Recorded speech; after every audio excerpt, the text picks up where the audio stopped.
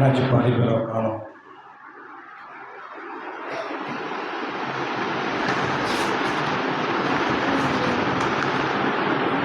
எல்லாரும் சொல்லுவோம், தேவ பயமும் தேவனுடைய ஆலயம்.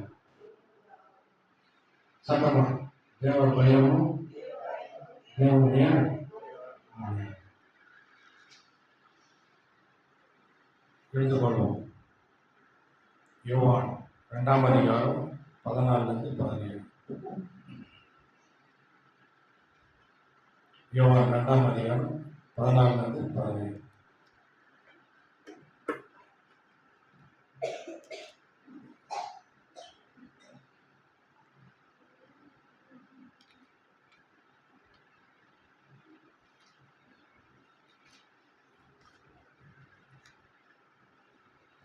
தேவாலயத்திலே படிங்க.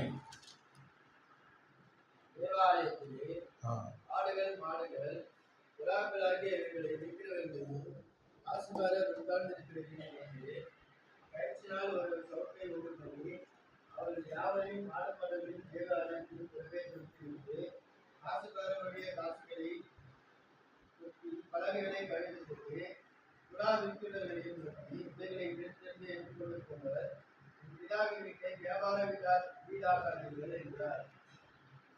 அப்பொழுது உங்களுடைய வீட்டை குறித்து உண்டான பக்தி வைராக்கியம் என்னை பசித்தது என்று வேண்டியிருக்கிறதை அவருடைய சீஷர்கள் ஏற்றுக்கொண்டார்கள்.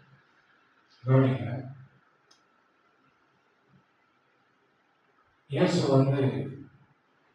தேவாலயத்துக்கு வராரு, பார்க்கிறார்.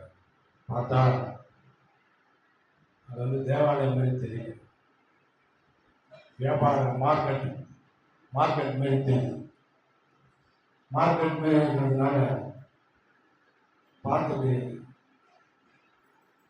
பயங்கர கோபப்படுற.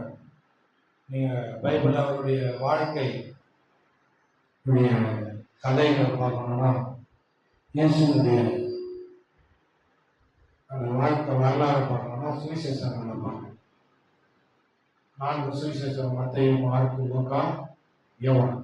அந்த 4 சுவிசேஷத்திலும் இயேசு கிறிஸ்துவினுடைய வாழ்க்கையில் நடந்த சம்பவங்களும் காரியங்களும் தான் பண்ணியிருப்பாங்க, சொல்லியிருப்பாங்க. அவர் நிறைய இடத்துல கோபப்படுறதை பார்க்கலாம். சீசர் இடத்துல, பரிசேயர் இடத்துல, எல்லா இடத்துலையும் கோபப்படுறதை பார்க்கலாம். ஆனால் அங்கெல்லாம் இவ்வளோ பெரிய கோபத்தை பார்க்க முடியும். கோபம்னா நல்ல கோபம் இருக்குது, கெட்ட கோபம் இருக்குது.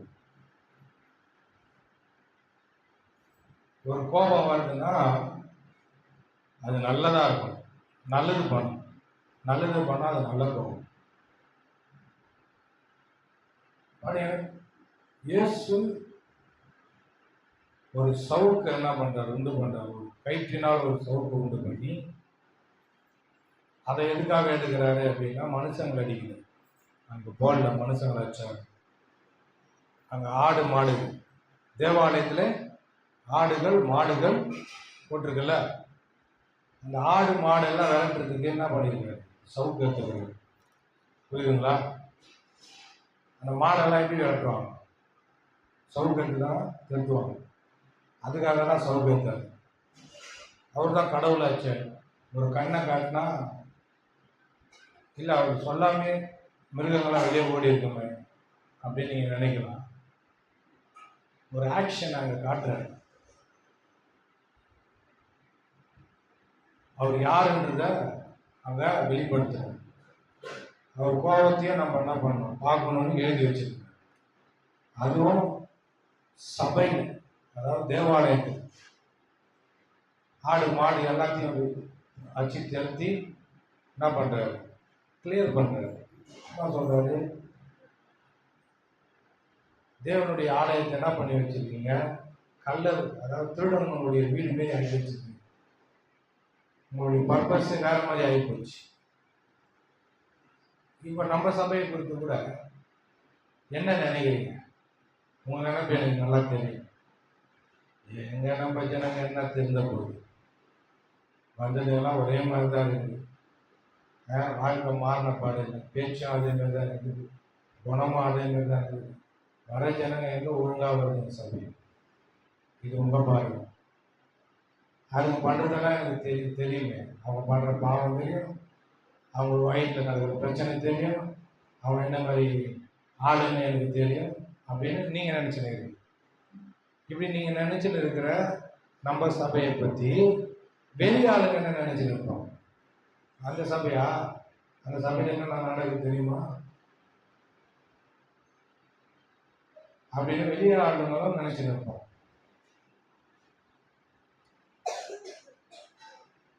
வெளியாளுங்க என்ன நினைச்சுட்டு இருக்கிறாங்கன்றத வெளியேற்ற ஆளுங்க கிட்ட போய் கேட்டாதான் தெரியும். எனக்கு சொல்லுவேன், ஆனா என்னால சொல்ல முடியாது. அந்த சபையா அங்க போற ஜனங்களுக்கு ஒரு குறை போற நாட்கள்லாம் இருக்குது, அது வேற. ஆனா ஒரு சபைன்னு வந்தா நீங்க இந்த சர்ச்சு அப்படின்னா, இந்த சர்ச்சுக்கு நான் போறேன், இந்த சர்ச்சில் நான் இருக்கிறேன் அப்படின்னா முதல்ல உங்களுக்கு என்ன தாட்டு கிடைக்கும்? என்ன ஒரு எண்ணம் வரும்? முதல்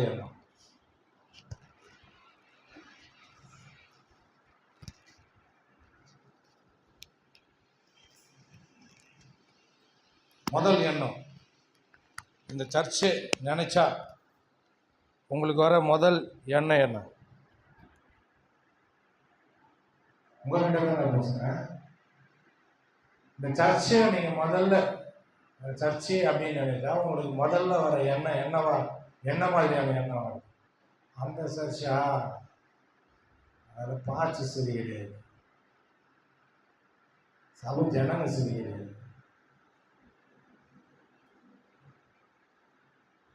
அப்படின்னு என்ன வருதா? இந்த சர்ச்சில் பாஸ்ட் கரெக்டான பாஸ்ட், சர்ச்சுக்கு வர ஜனங்களும் கரெக்டாக நடந்துக்கிறாங்க, அப்படி என்ன வருது?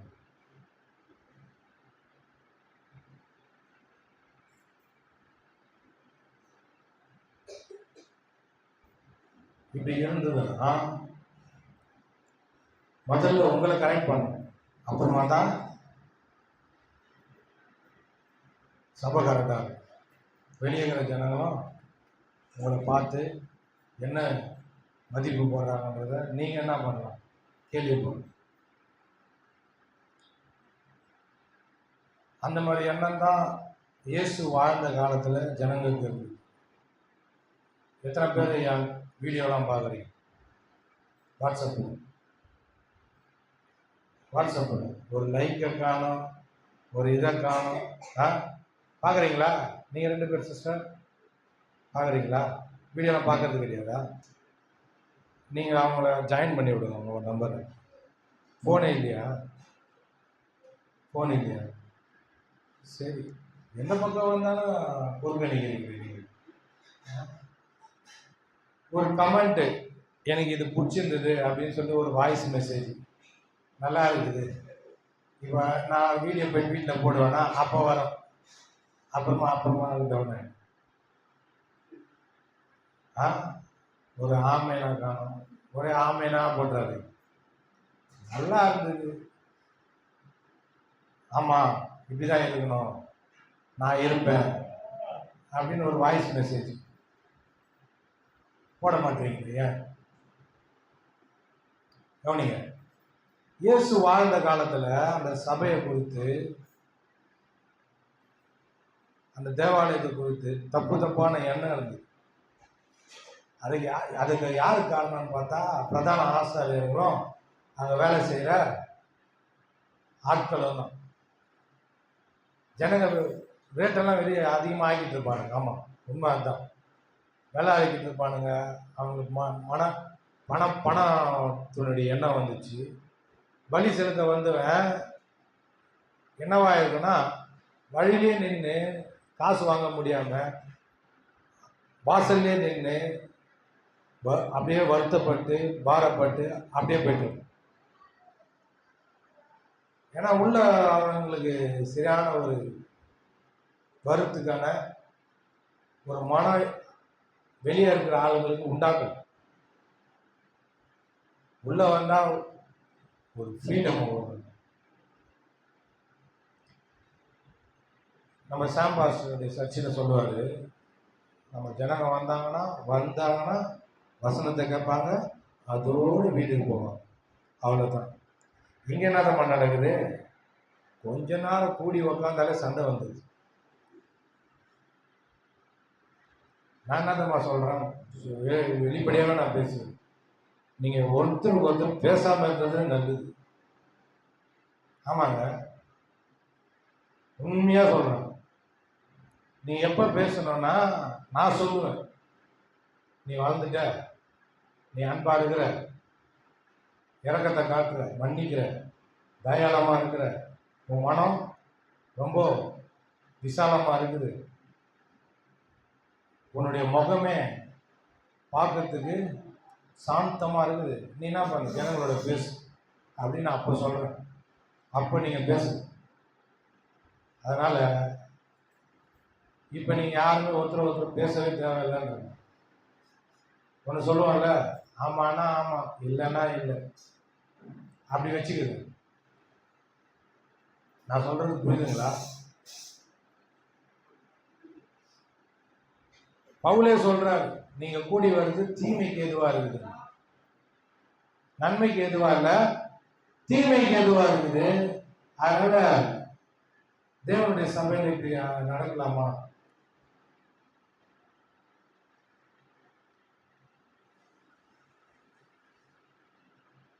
உங்களுக்கு ஒருத்தருக்கு ஒருத்தர் மன்னிக்கக்கூடிய ஒரு ஆற்றல் இருக்குதா? அப்படின்னா நீங்க மன்னிக்க பேசுங்க. உங்க வீட்டில் இருக்கிறவங்களே நீங்க மன்னிக்க மாட்டீங்க, அப்புறம் எங்க தேவனுடைய சபையில மன்னிக்க போயிருக்கு? ஹலோ, ரொம்ப சொந்தம் ஒட்டி ஒட்டி சூடாக்குற ஆளுங்க புருஷம் கொண்டாட்டி, அவங்களே நீங்க மன்னிக்க மாட்டீங்க. பிள்ளைங்க, உங்க பிள்ளைங்க, பெத்த பிள்ளைங்க, அதுங்களே நீங்க மன்னிக்க மாட்டீங்க. அதுங்கிட்டயே ஒரு மாதிரி பேசிக்கின்னு, நான் எல்லாம் ஒருத்தரை மட்டும் நான் சொல்றேன், எல்லாருக்கும் சொல்றேன். ஒரு மாதிரி பேசிக்கின்னு, பேசாத ஆளா பேசுறீங்க தானே? ஹலோ, பிள்ளைங்களை அசிங்கமாக தெரிஞ்சா கிடையாதா யாருங்க? சரி, நீ விடுமா. பின்னாடி நாய் பேய் அசிங்கமான வார்த்தைன்னா நான் அதை சொல்றேன், நீங்க வேற வார்த்தை நினைச்சுக்க போறீங்க. சனின இந்த மாதிரிலாம் திட்டு கிடையாது. அப்போ நல்ல சபையில தான் நான் நின்றுக்கிறேன், நான் தான் அவங்கள தப்பா போட்டுக்கிறேன்.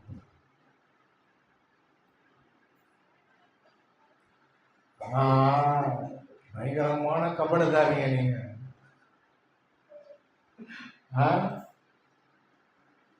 உங்க பிள்ளைங்களை கேட்டா நான் வீட்டு பேசுறீங்க வரல, அப்போ உங்க பிள்ளைங்களை கேட்டு கண்டுபிடிச்சிடும். நறுக்குன்னு உங்க பிள்ளைங்களை வச்சு உங்களை கொட்ட சொல்றேன். எனக்கு அப்படி சொல்றேன். அப்படி அம்மா உன்னை என்ன திட்டுச்சு, நாய்க்கு திட்டுச்சான், சனின்னு சொல்லிச்சான். ஆமா அங்கிள், ஆமா பாஸ்டர், ஆமா அப்படின்னுச்சுன்னா முடிஞ்சது கதை. உங்க கதை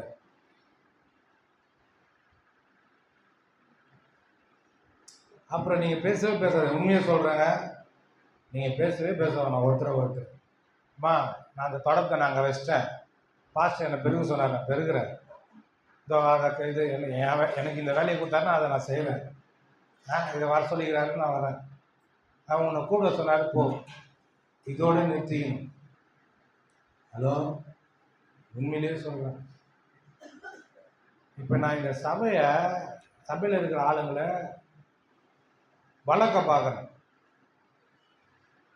இப்போ நீங்க நல்லா இருந்தாதான், உங்களுக்குள்ள ஒத்துமை இருந்தாதான் வளருவீங்க, ஸ்ப்ரெட் ஆகும். இல்லைன்னா உங்களுக்குள்ள ஒரு நல்ல ஒரு மனரம்யம் இல்லைன்னா நீங்களே சரியா வர மாட்டீங்க. வெளியே சொல்லவே தேவையில்லை.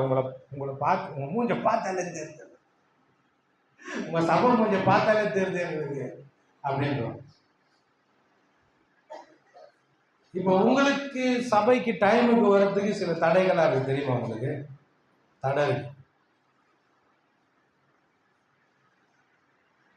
இந்த சபையை மதிக்காததுக்கான காரணங்களை சொல்லுங்க. ஒன்று, பாஸ்டர் மேல ஏதாவது ஒரு வருத்தம், எதனா ஒரு மிஸ்டேக் பார்த்துருப்பீங்க. ஓகே. இன்னொன்று, சபையில் வர ஜனங்க எதனா உங்களுக்கு ஒரு கொச்சல் கொடுத்துருப்பாங்க. யாருன்னா ஒருத்தர்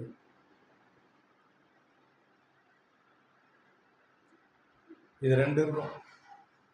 அதுவும் இல்லாமல் நிறைய காரணங்கள் இருக்கும்.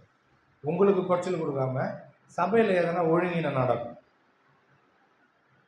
இந்த காரணங்கள் தான், வேறு எந்த காரணமும் அந்த அளவுக்கு என்னால் சொல்ல முடியாது. சரிங்களா? இப்போ நான் டைமுக்கு நான் முடிச்சிடுவேன். ஒரு 11:15 நான் முடிச்சிடுவேன். 9 மணிக்கு நான் ஸ்டார்ட் பண்ணுறேன். 11:15 முடிச்சிடுவேன். சரிங்களா? இந்த தேவாலயத்தை குறித்த ஒரு மரியாதை மதிப்பு உங்களுக்கு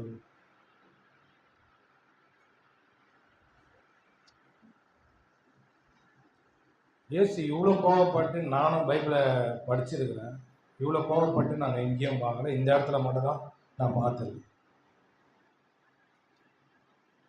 ஏன் கோவப்பட்டாருன்னா காரணம் இருக்குது. இப்போ உங்கள் குடும்பத்தில் ஏதாவது ஒரு பிரச்சனைன்னு வந்தால் என்ன பண்ணுறீங்க? வீட்டில் வச்சு தான் சரி பண்ணுறீங்க. ரோட்டில் வச்சா சரி பண்ணுறீங்க. புருஷனுக்கும் பொண்டாட்டிக்கும் எதனா பஞ்சாயத்து, பிள்ளைங்களுக்கும் அம்மாவுக்கும் எதனா பஞ்சாயத்துனா ரோட்டில் வச்சா கூப்பிட்டு எல்லாரையும் வச்சு பேசணும். ஒரு வீடு ஒன்று வச்சு, ஏய் இதெல்லாம் இங்கே பேசக்கூடாது, வா அப்படின்னு பேச ஒரு வீடு ஒன்று இருக்குது இல்லையா? அதே போல தான் இப்போ நீங்கள் சரீரத்தில் இருக்கிறீங்க. நீங்கள் வந்து சரீரத்தில் இருக்கிறதுனால நல்லா வாசனை வருது. சிக்கன் குழம்பு வச்சுருக்காங்க போகிறதில்ல, சிக்கன் குழம்பு வாசனை வருதுல்ல, நல்லா மூந்து ஒரு சமயம் ஒரு வாசனை வரும். நல்ல வாசனை வரும்போது நல்லா மூந்து திடீர்னு குப்புன்னு அடிக்க ஒரு மாதிரி நாத்தம், பக்கத்தில் இருக்கிற ட்ரைனேஜ் நாத்தம் நல்லா காது.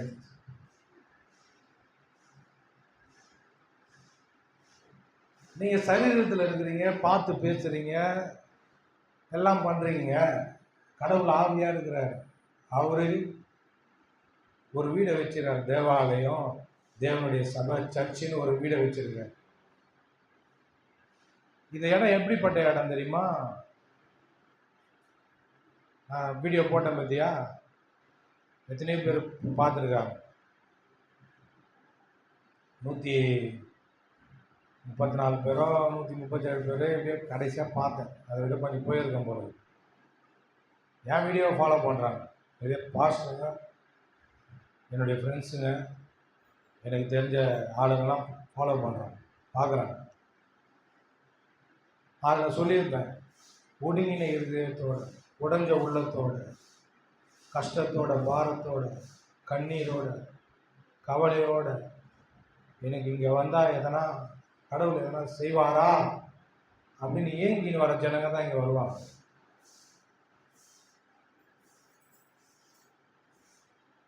அப்படிப்பட்ட இயக்கத்தோடு வர ஜனங்க அங்கே தேவன் அவங்களோட என்ன பண்ணுறாரு? சந்திக்கிறார். அவங்களோட என்ன பண்ணுறாரு? உறவாடுறார், அவங்களோட பேசுகிறார். அதான் இந்த சபை, அதுதான் சபை. அப்போ அப்படிப்பட்ட ஜனங்களை வர விடாம தடுக்கிறது யாருங்க? பாஸ்டா நானா கூட இருக்கலாம், விசுவாசிகளாக நீங்களா இருக்கலாம். ஏன் புது ஆட்கள் வரமாட்டாங்க இந்த இடத்துக்கு? ஏன் வரமாட்டாங்க? நான் வந்து 6 மாதம் ஆயிடுச்சு, புதுசாக வந்து இந்த அம்மா தான் வந்திருக்கேன், வனிதாசிட்டு. வந்தவுடனே ஒருத்தவங்க ஓடுறாங்க பிடிக்கல அப்படின்னா, அப்போது நான் சரியில்லை. முதல்ல எனக்கு மேலே ஒருத்தர் இருக்கிறாங்க, கமல் பாஸ்ட், அவரும் சரியில்லை. அப்புறம் சபையில் வர ஜனங்க சரியில்லை.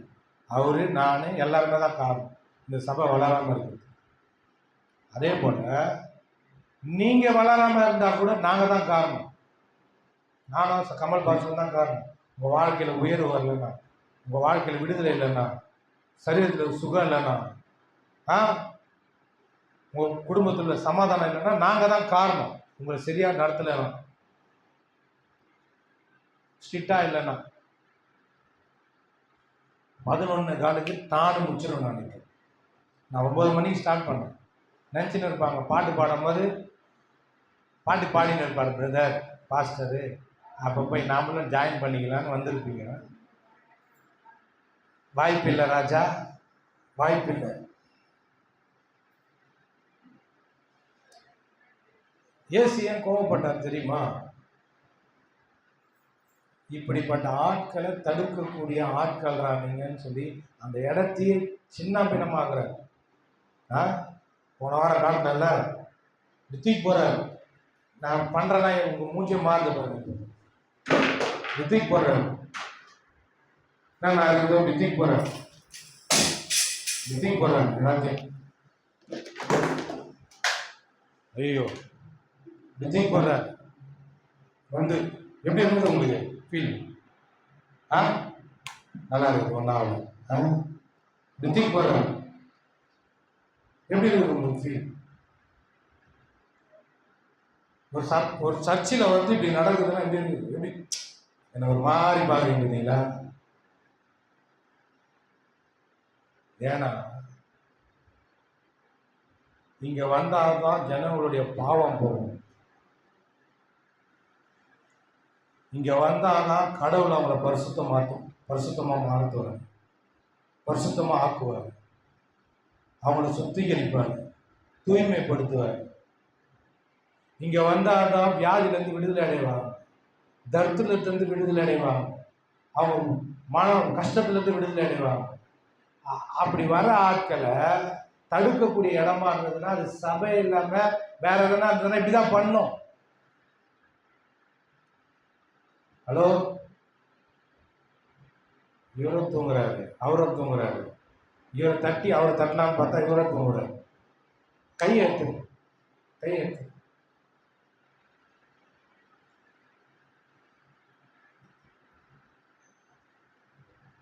வந்தாரு, கயிறுனால ஒரு சவுக்கை உண்டு பண்ணாரு, ஆடு மாடுங்கள்லாம் திருத்தினாரு, எல்லாத்தையும் தூக்கி போறாரு. புறா அந்த இதெல்லாம் வந்து எடுத்துன்னு போங்கடான்றாரு. அந்த கோழி இதெல்லாம் அந்த ஏதோ புறா இதெல்லாம் இருந்ததுல எத்தனை நிறைய பறவைகள் இருக்கு, குருவிகள், அந்த மாதிரி ஆடு மாடு நிறைய இருக்கு. எல்லாத்தையும் போங்கடாங்க வச்சுன்னு காத்துனுக்கிறானுங்க போல. ஒரு சரக்கோடம் எடுத்துன்னு வந்து உள்ள தேவாலயத்தில் சேர்க்கறதுக்கு அதையும் திருத்துறாரு கிளம்பு. அப்புறமா என்ன நடந்தது நீங்கள் ஒரு மாதிரி பார்த்தீங்க பார்த்தீங்களா? அதே மாதிரி தான் இயேசுவை பார்த்தாங்க பரிசேயர் சதுசேயர் வேண்டாம் பாடுறாங்க. பார்த்துட்டு கொலை பண்ண வகை தேடுறாங்க. இயேசு கொலையும் பண்ணாங்க.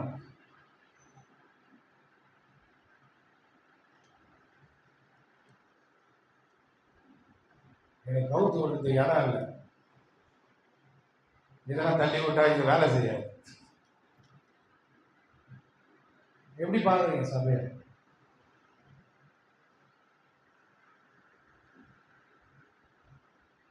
அவருக்கு அவ்வளவு கோபம் வருது. அப்புறமா போட்டுருது, உங்களுடைய வீட்டை குறித்து உண்டான பக்தி வைராக்கியம் என்னை பச்சித்ததுன்னா நான் எரிச்சிச்சேன், என்னை சாம்பலாக்குச்சு, அப்படியே நெருப்பு புச்சிச்சு. பக்தி வைராக்கியன்ற நெருப்பு என்னை அப்படியே எரிச்சிச்சு அப்படின்றது. அப்படி இருக்குதா அவங்களுக்கு? இந்த சபையை குறித்த ஒரு பக்தி வைராக்கியம் இருக்குதா? இந்த சபையை குறித்து வைராக்கியம் இல்லாததுனால தான் ஒழுங்கினமா வரீங்க, டைமுக்கு வர்றது கிடையாது. ஒரு ஜபம் நடத்துறதுக்கு உங்க வீட்டை திறந்து கொடுக்கறது கிடையாது. ஒரு பாஸ்டர் கிட்ட பேசுறது கிடையாது. இப்படி இருந்தா சபையா இல்லாது வீடா? சொல்லுங்க, உங்ககிட்ட பேசுறேன். உங்க நல்வாழ்வு இங்கதாங்க அடங்கிருக்குது, இதுலதான் அடங்கிருக்கு. நீங்க நல்லா இருக்கிறது, உங்க குடும்பம் நல்லா இருக்கிறது, சமாதானமா இருக்கிறது, நீங்க ஆசீர்வாதமா இருக்கிறது இந்த இடத்துல தான் அடங்கிருக்கு. நீங்க இங்க சரியா வரல அப்படின்னாலே நான் தெரிஞ்சுக்கிறேன் நிறைய குறைகள் இருக்கிறீங்க.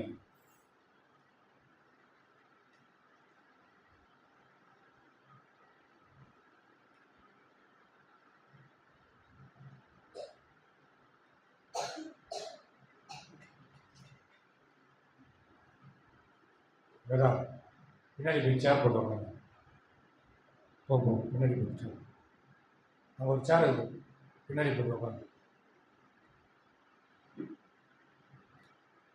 அவனுக்கு பாவம் தூக்கம் தள்ளுதான்.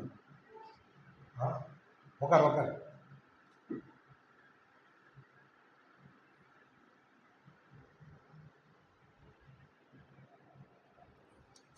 நீங்க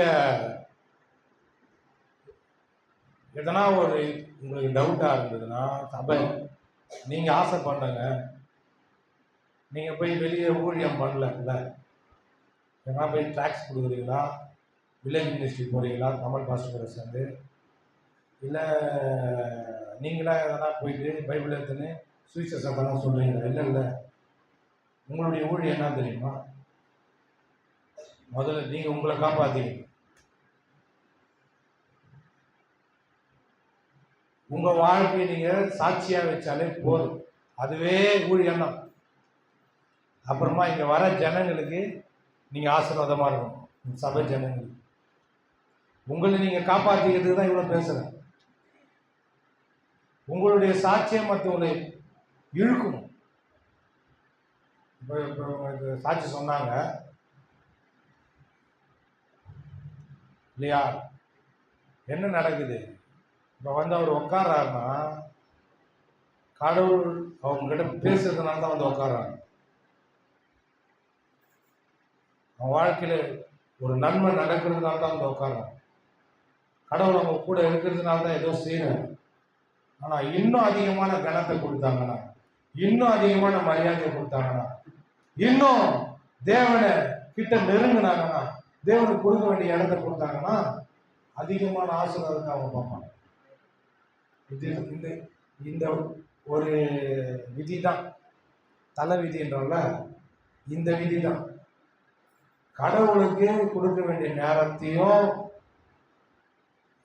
எல்லா விதமான மரியாதையும் அவருக்கு கொடுத்தாலே வாழ்க்கை ஆசீர்வாதமா இருக்கும்.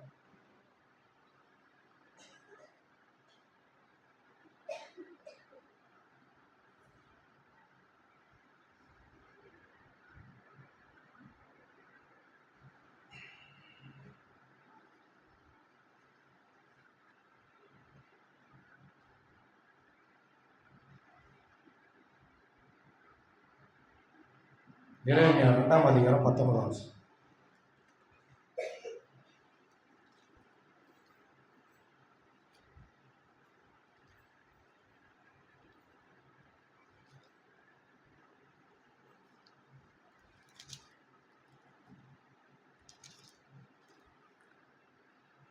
பக்கம் 875. உன் தீமை உன்னை தண்டிக்கும், உன் மாறுபாடுகள் உன்னை கண்டிக்கும். நீ உன் தேவனாகிய கர்த்தரை விடுகிறதும் என்னை பற்றும் பயம் உன்னிடத்தில் இல்லாமல் இருக்கிறதும் எத்தனை பொல்லாப்பும் கசப்புமான காரியம் என்று உணர்ந்து கொள் என்று சேனையின் கர்த்தராகிய ஆண்டவர் சொல்லுகிறார். இதுக்கு முன்னாடி பாத்தீங்கன்னா என் ஜனங்கள் 13வது வசனம்,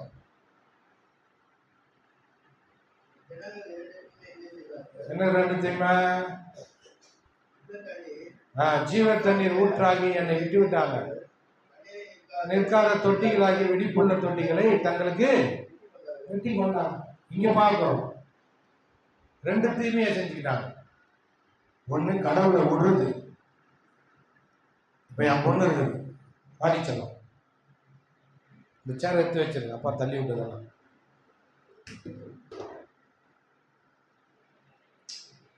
இந்த அம்மா இப்ப நல்லா இருக்கிறாங்களா, ட்ரெஸ் எல்லாம் போட்டுன்னு ஒரே ஒரு தீமையை மட்டும் தெரிஞ்சா போதும். இந்த அம்மா என்னை விட்டு தொழுவா போயிட்டா போதும். போய் அந்த வாசலான போய் போ, இங்க வா, இங்க வா. இந்த பாருங்க, நான் இங்க இருக்கும்போது கிட்ட இருக்கும்போது என் பொண்ணுக்கு என்ன பண்றேன், முத்தம் கொடுக்குறேன். நீ சொல்லுவா அங்க போகணும், அங்க போகணும், நீங்க இங்க வராத, நீ அங்கே பின்னாடியே உட்காந்து நல்லா சொல்லுவா போகணும். அந்த வாசல் கதவாண்ட என் பொண்ணு என் சொல்ல பிடிச்சதான் கேட்குறேன். இப்ப முத்தம் கொடுக்க முடியுமா என்னால? என் முத்தத்தை வாங்கின பொண்ணு இவ்வளவு சந்தோஷமா ஃபீல் பண்றேன். அதை பார்க்குற உங்களுக்கே சந்தோஷமா இருக்கு. இப்போ நான் பிளைன் கிஸ் கொடுத்தா கூட அது உங்களுக்கு நல்லா சந்தோஷத்தை தராது, என் பொண்ணுக்கு சந்தோஷத்தை தராது. என் கிட்ட இருக்கும் போது தான் சந்தோஷம். என் ஜனங்க 2 தீமையை செஞ்சுக்கிட்டாங்க. இந்த ஒரு தீமை தான் பயங்கரமான தீமை. என்ன தீமைனா, என்னை விட்டுட்டாங்க. நீ என் கடவுளை விட்டாலே போதும். வா உட்கார உட்கார.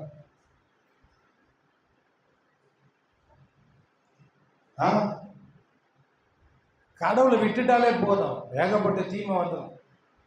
கடவுளை விட்டுறதுல எப்படி? லிஸ்ட் எடுத்துக்கோங்கம்மா, லிஸ்ட். நான் சொல்ற லிஸ்ட் எல்லாம் எடுத்துக்கோங்க.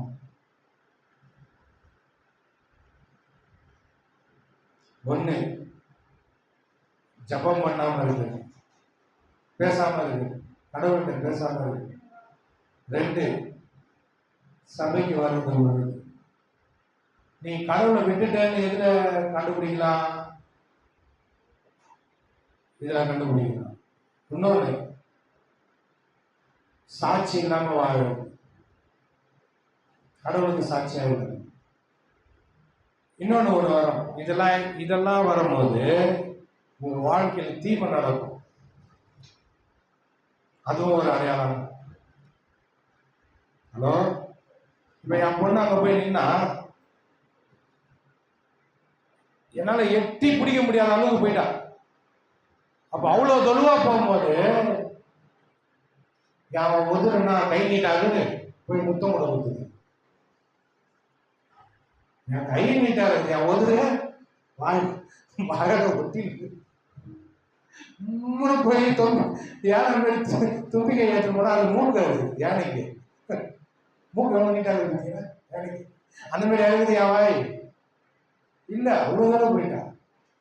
இன்னும் நான் போக சொல்லியிருப்பேன், அந்த கடையாள கூட போக சொல்லியிருப்பேன். உங்களால என் பொண்ணை கஷ்டப்படுத்த வேணாம்னு சொல்லிட்டு இந்த நல்ல மனசு சொல்லியிருப்பேன். போமா நீ ஆட்டோ வேண்ட போமா, நீ நம்ம ஆட்டோ இருக்குது அங்கே போ உட்காந்து இருப்பேன் சொல்லியிருப்பேன். ஏன் உங்களுக்காக ஏன் பொண்ணை கஷ்டப்படுது? ஆய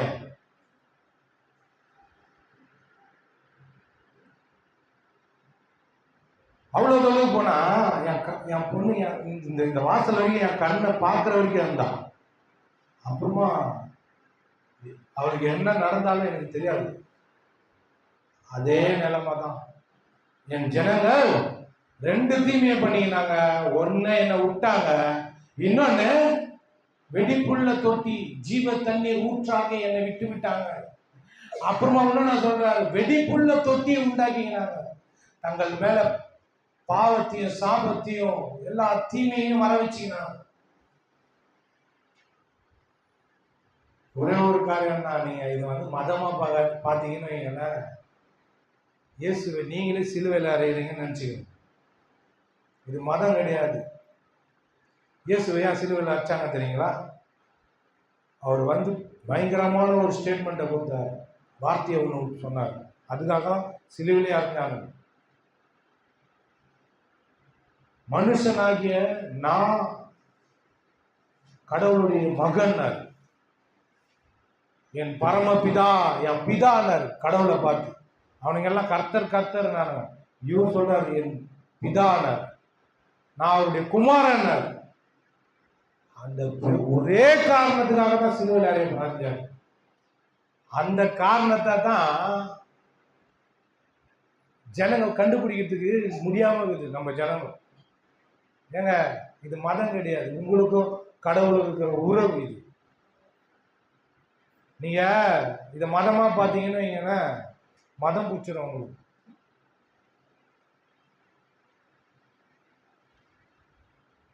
எப்ப என் தகப்பன்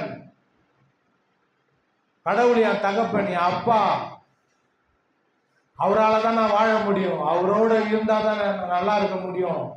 அவரோட இருந்தா தான் என் வாழ்க்கையில் ஆசீர்வாதமா நான் இருக்க முடியும், நான் அனுபவிக்க முடியும்னு எப்ப நீ உணர்றியோ அப்பதான் உன் வாழ்க்கையில நல்ல காரியங்கள் நடக்கும். சொல்லுவாங்கல்ல, நல்ல காலம் பிறக்குது, நல்ல காலம் பிறக்குது, நல்ல காலம் பிறக்குது, நல்ல காலம் பிறக்குது. அவனுக்கு எங்க இருந்து கட்சின்னு தெரியல போட்டு நல்ல காலம் பிறக்குது. இப்ப பார்க்கவே முடியல. நான் என்ன சொல்றேன், நல்ல காலம் பிறக்குது இல்லை, உங்களுக்கு நல்ல காலம் பிறந்துச்சு. எவ்வளவு நாள் முன்னாடிமா? உங்க அப்பா அம்மா கல்யாணம் ஆகிறதுக்கு முன்னாடி நல்ல காலம் பிறந்துச்சு. எப்போ உங்க அப்பா அம்மா கல்யாணம் ஆச்சு? அது ஒரு 50 வருஷத்துக்கு முன்னாடி, இல்லை ஒரு 30 வருஷத்துக்கு முன்னாடி. எல்லாரும் 30 வருஷத்துக்கு முன்னாடி. ஐயா, உங்க அப்பா அம்மா கல்யாணம் ஆகிறதுக்கு முன்னாடி நல்ல காலம் பிறந்துச்சு உங்களுக்கு.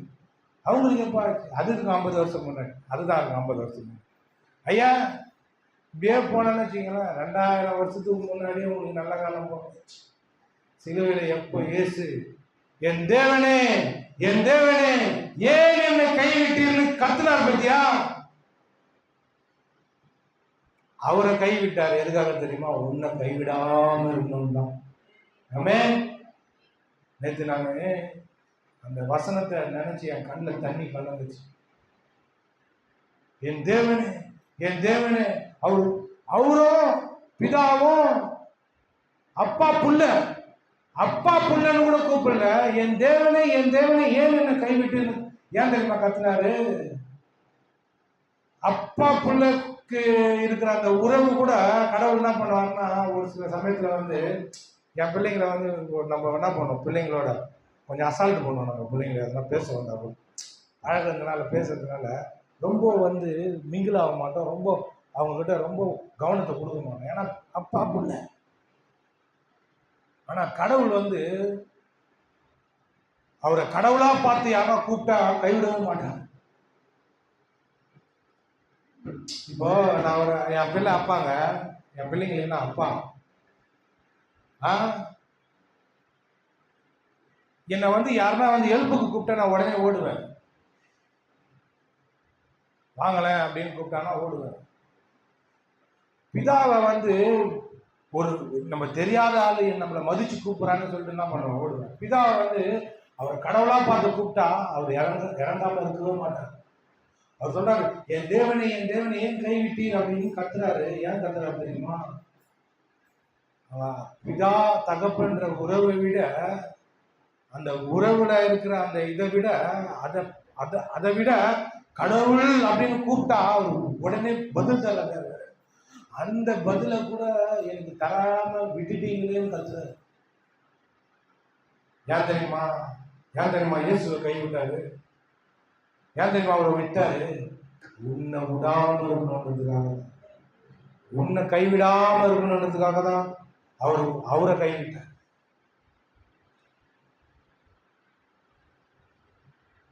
என் பையனுக்கு வந்து, என் சின்ன பையனுக்கு வந்து இங்கே என் ஒய்ஃப் பைக்கில் போயிட்டு அடிபட்டுச்சு. அவளுக்கும் காலில் அடி இருக்கும்,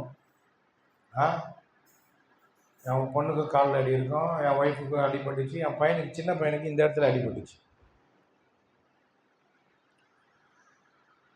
இப்போ புண்ணில் வந்து அந்த பக்கு வரும் பார்த்தீங்களா, மேலே அந்த காஞ்ச பக்கு, அது என்ன பண்ணுவோன்னா அதை பிச்சாதான் மருந்து போட முடியும், ஆரம். நான் என்ன பண்ணேன், பைத்தியக்காரத்தனமா குழந்தைக்கு அது நல்லா ஒட்டின்னு இருந்தது, பிச்சுட்டேன். ரொம்ப ஃபோர்ஸ் பண்ணி பிச்சுட்டேன். சின்ன ஒரு 4 வயசு ஆகும். துச்சான் பாருங்க, அப்படியே ஒரு மாதிரி துச்சான், கத்தின்னு என்னை போட்டு அடிக்கலாம், பட்டா பட்டான்னு கத்துறான் குழந்தை, ஓவரா கத்துறான், பயங்கரமா கத்திட்டான் குழந்தை. அது ஒண்ணுமே என் கண்ணில் நிற்குது. அவன் துச்சதை அப்படியே பார்த்தேன், ஒரு மாதிரி ஆயிட்டேன். மருந்தை போட்டேன் பார்த்தா அது கொஞ்சம் கனமாயிடுச்சு. என் புள்ள துடிக்கிறத நான் பார்த்துட்டு என் மனசு உடஞ்சி போச்சு. பிதாவாகிய தேவன் தன் குமாரனை ஜனங்கள் கையில, பிசாசு கையில ஒப்பு கொடுக்குறாரு. பிசாசு ஒருத்தம் அவங்க கையில ஒப்பு கொடுத்தாரு. அவர் துடிக்கிறார். அவர் பட்ட அடியெல்லாம் அது 39 அடி, 1 குறை 39 அடி மேல அந்த விழாக்களால அடி வாங்கினாங்க. வியாதியே சயின்டிஃபிக்காக சொல்கிறாங்க டாக்டருங்க எல்லாமே ஆராய்ச்சியாளர்கள். வியாதிகளை கணக்கு போட்டாலே உடம்புல 39 வகையான வியாதி தான் மொத்தமே இருக்குதான் உடம்புல. நீங்கள் அந்த என்னென்ன ஜுரம், தலைவலி, வயிற்று வலி, அந்த வலி இந்த வலின்னு சொல்லி என்னென்ன வலியேற்றுன்னு வரீங்கல்ல, அந்த வலி எல்லாமே பார்த்தீங்கன்னா எதனா ஒரு வியாதிக்கு கீழே தான் வரும். அந்த மாதிரி அப்படிப்பட்ட வியாதிக்கு கீழே இருக்கக்கூடிய வியாதிங்க எல்லா வியாதியும் இயேசு சுமந்தார். எல்லா அடியும் வாங்கினார். உழுத நிலம் போல அவருடைய உடம்பாச்சு. எதுக்காக தெரியுமா? உன் வியாதியை என் வியாதியை அவர் சிலுவையில் சுமந்தார். ஆமென். உங்களுக்கு ஒன்றும் புரியல. இப்போ என் இன்னொரு பையனை கூப்பிடுறேன், இன்னொரு பொண்ணை கூப்பிட்டேன், பையனை கூப்பிட்டேன். வாடா வாடா சீக்கிரம் வாடா, தூங்காதடா வாடா. இப்போ இப்போ அண்ணன் தான் புதுசாக உட்காந்துருக்காரு. ஜேபேஸை காட்டினா ஏற்கனவே உதாரணம் காட்டி அவர் ஏதோ தப்பு பண்ணிட்டாருங்க. அவர் ஏதோ தப்பு பண்ணிட்டாரு. அந்த தப்புக்கு இந்த அப்பாவை புள்ளியை போட்டு தண்டிச்சா எப்படி இருக்கும்? அவர் ஏதோ தப்பு பண்ணி இவனை தண்டிச்சிட்டோம்.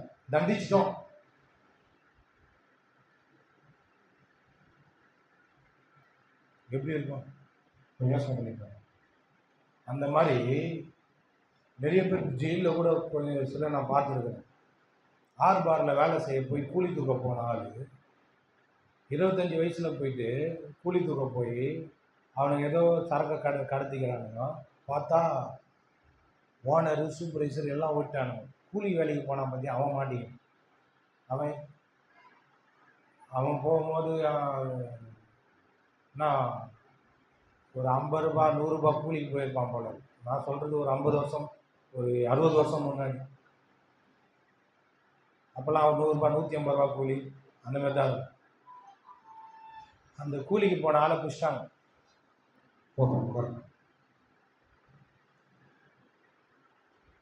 கூலிக்கு போன ஆளை பிடிச்சிட்டாங்க. பார்த்தா இல்லை, அவங்க காசு செலவு பண்ணி வெளியே எடுக்கிறதுக்கு காசு இல்லை. அந்த மனுஷனை நான் ஜெயிலில் பார்த்தேன். 25 வருஷம் உள்ளதுப்பா சொல்கிறாரு. எனக்கு இப்போ 52 51 வயசாகுதுப்பா. நான் சின்ன வயசில் வந்தேன். எவனோ பண்ண தப்புக்கு நான் அனுபவிக்கிறேன். நான் ஒய்ஃபு கிட்ட சொன்னேன்,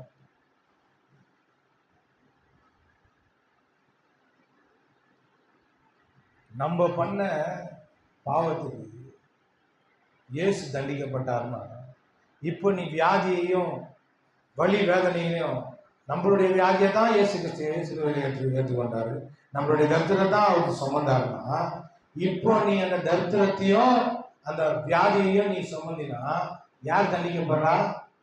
அப்பாவி நீ தண்டிக்கப்படுற. பார்க்க போனா ஹலோ, நீ அப்பாவி. அப்போ நீ ஒரு உன் பாவத்துக்காக தானே அவர் தண்டிக்கப்பட்டாரு. அப்ப நீ சுமந்தினா நீ யாரு? தப்பே செய்யாத ஆள் என்ன பண்ற? தண்டனை அனுபவிச்சிருக்கிறேன்னு அர்த்தம்.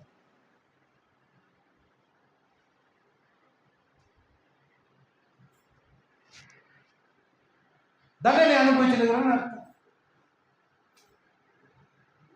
இப்போ உலகமே அப்படிதாங்க தண்டனை அனுபவிச்சிருக்கிறது. தெரியுமா? எல்லாருமே பழிய போடுறது கடவுள் மேல. என் வாழ்க்கை இப்படி படிச்சிட்டாரு, ஏன் எங்க கடவுள் எனக்கு இந்த உயிரை கொடுக்கணும், இந்த உடம்ப கொடுக்கணும், இந்த வாழ்க்கையை கொடுக்கணும்? எதுக்கு படிச்சாரு?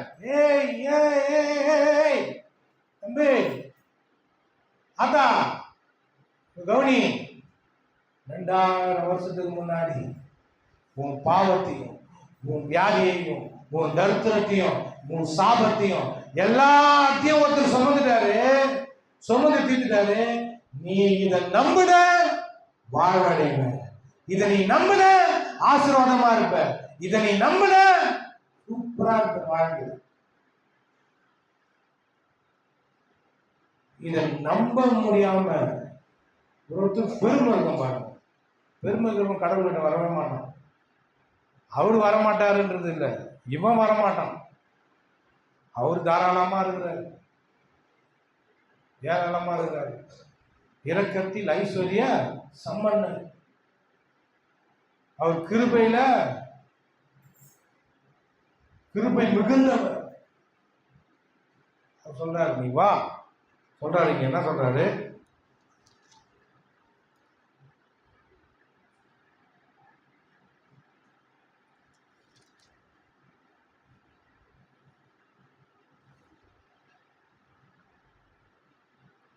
உன் தீமை உன்னை தண்டிக்குமா? உன் தீமை தான் உன்னை தண்டிக்கும், நான் தண்டிக்க மாட்டேன். ஹலோ, உன் மாறுபாடுகள் இப்படி வர்றது, இப்படி முதுவை காட்டுறது, இப்படி போய் மூஞ்ச காட்டுறது சர்ச்சைக்கு. ஹலோ, சோதரம் சோதரம், ரொம்ப சோதரம், சூப்பர் சோதரம்.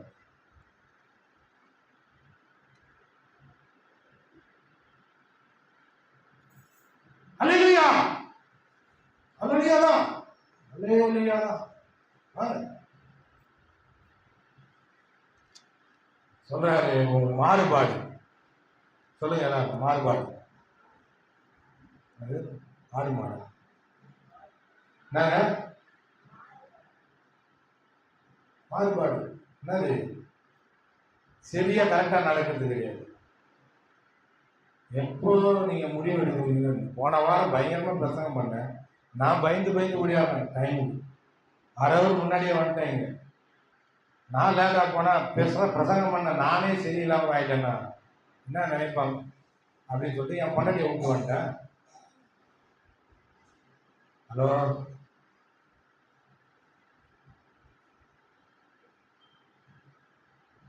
ஏன் பயம் இருக்குது? உங்க மேலேயே பயம் இருக்குது எனக்கு. ஹலோ, நீங்க நினைச்சுன்னு திமுறா பேசுறாங்க, ஆணவமா பேசுறாங்க, பெருமையா பேசுறாங்க, ரொம்ப எகத்தாளமா பேசுறாங்க, ரொம்ப நெருடா பேசுறாங்க. ஹலோ, உங்க மேல எவ்வளவு பயம் இருக்கு பத்தியா? எனக்கு டைமுக்கு நான் சிஸ்டர், ஏன்னா நீங்க என்ன பார்த்து குறை சொல்லக்கூடாதுல்ல. பேசுற நீங்களே சரியில்லையே, நாங்க எப்படி சரியா?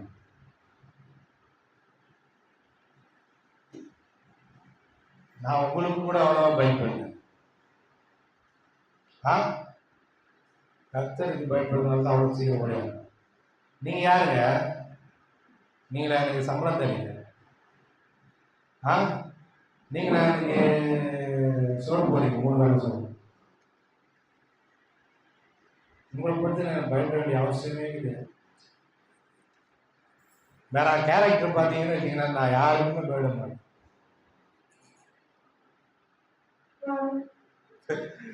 போலீஸ்காரனுக்கு பயப்பட மாட்டேங்க நான். அதனால தான் ஒரு நாள் ஜெயிலுக்கு போயிட்டு வந்துட்டேன். பாஸ்போர்ட்டுக்கு இன்ஸ்பெக்டர் முன்னாடி நிற்கிறேன். நான் நெக்கில் அப்படி நிற்கிறேன் இன்ஸ்பெக்டர் முன்னாடி. அவன் என்னை மேலே கீழே பார்க்குறான் எஸ்ஐலேருந்து. நான் அங்கே ஒரு குழப்பம் ஆயிடுச்சு.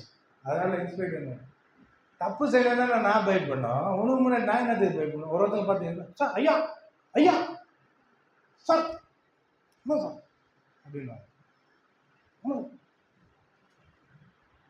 நான் எதுக்கு பயப்படணும்? உனக்கு தப்பு பண்ணால் வழியெல்லாம் கிளிக்கு அப்படி பண்ணலாம். நாங்கள் தப்பே பண்ணாதால உனக்கு எதுக்கு பாஸ்போர்ட் யூஸ் கேஸ் இருக்குதாம்மா? கேஸே இல்லைன்ற பார்த்தா ஏகப்பட்ட கேஸ் இருக்குது. எல்லாத்தையும் முடிச்சுட்டு வந்துக்கிறேன். பார்த்தா எனக்கே தெரியாது. போலீஸ்காரன் அவ்வளோ லிஸ்ட் எடுக்கிறான். பா மேலே 12 கேஸ் இருக்குதுப்பா, அவ்வளோ சண்டை கேஸ் ஆச்சு. பல்லு வச்ச கேஸு, லேடிஸ் போலீஸ் திட்டின கேஸு. சொல்லிட்டேன் யூனிஃபார்மில் இருக்கிற இல்லைன்னு வச்சுக்கோ அவ்வளோதான். இப்படியா பேசுவீங்க பார்க்குறாங்க நிறைய பேர். அதனால தான் எங்ககிட்ட எப்படி பேசுறீங்களா நீ?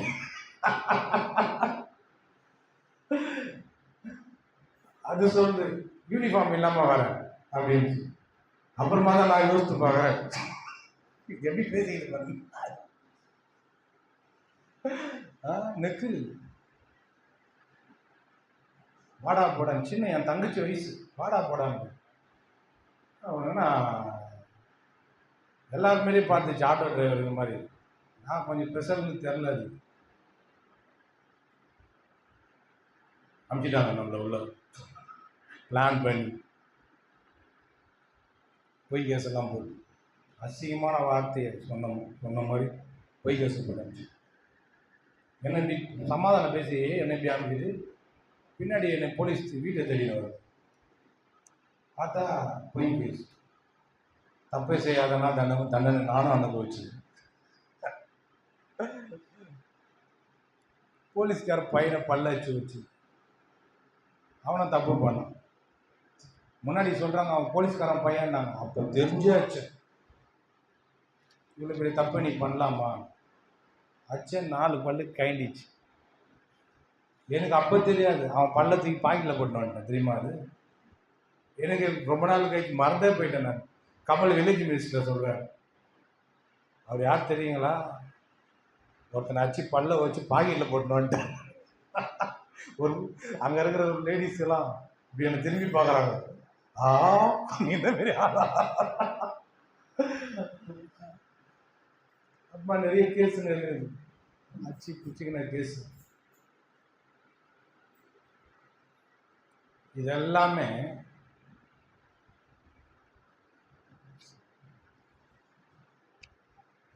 எதனால வந்ததுன்னா கடவுள் விட்டு தூரமாக போனதுனால வந்த விளைவுகள். எனக்கு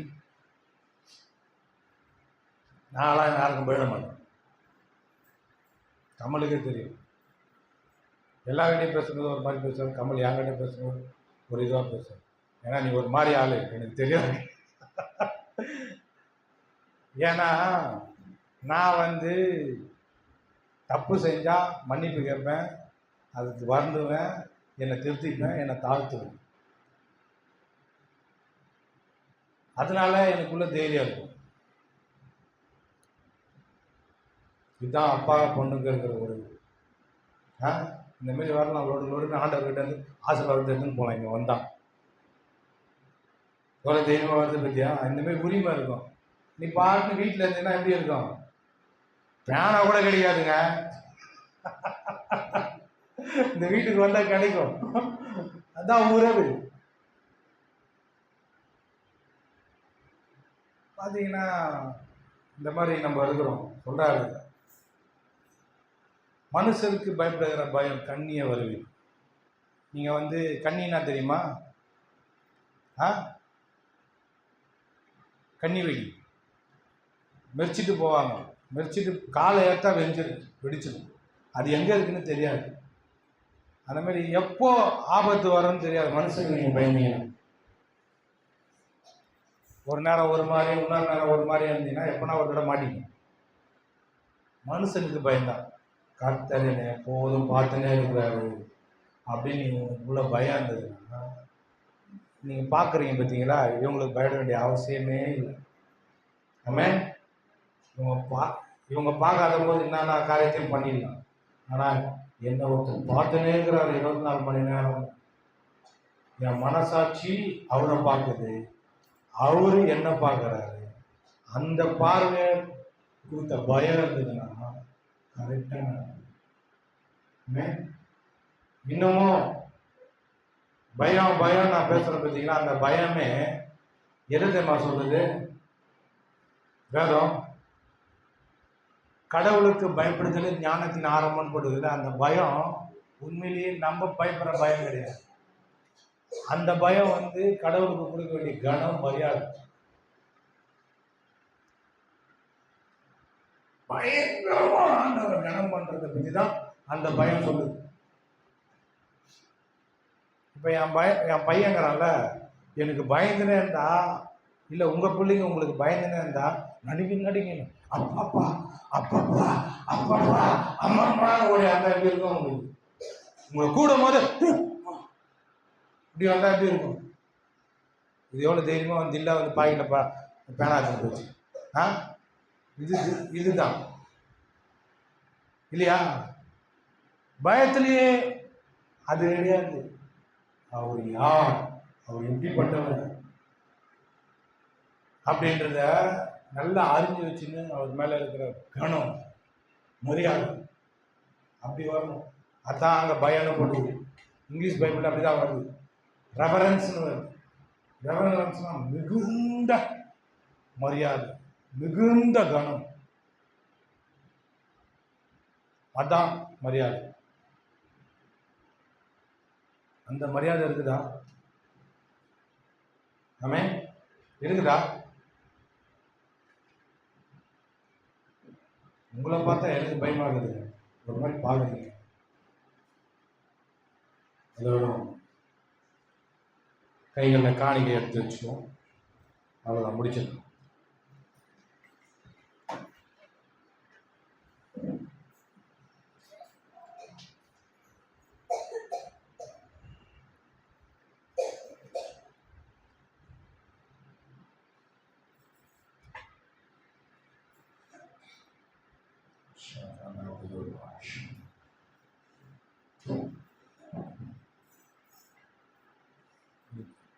நிறுத்தி